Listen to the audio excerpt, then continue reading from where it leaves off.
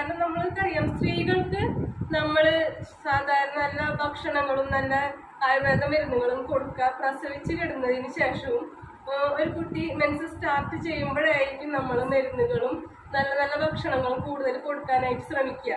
പക്ഷെ എൻ്റെ മകൾക്ക് അതൊന്നും ഈ സമയത്ത് എനിക്ക് കൊടുക്കാൻ പറ്റില്ല. കാരണം എനിക്ക് നിൽക്കാനായിട്ട് ആവുന്നുണ്ടെങ്കിലാണ് അവൾക്ക് കൊടുക്കാനായിട്ട് സാധിക്കുള്ളൂ. അതുപോലെ പറ്റാണ്ടായി. പക്ഷെ സജു സാർ പറഞ്ഞതിൻ്റെ അടിസ്ഥാനത്തിലും എനിക്ക് കിട്ടിയ അനുഭവത്തിൻ്റെ അടിസ്ഥാനത്തിലും ഇത് കൊടുക്കാൻ തുടങ്ങി.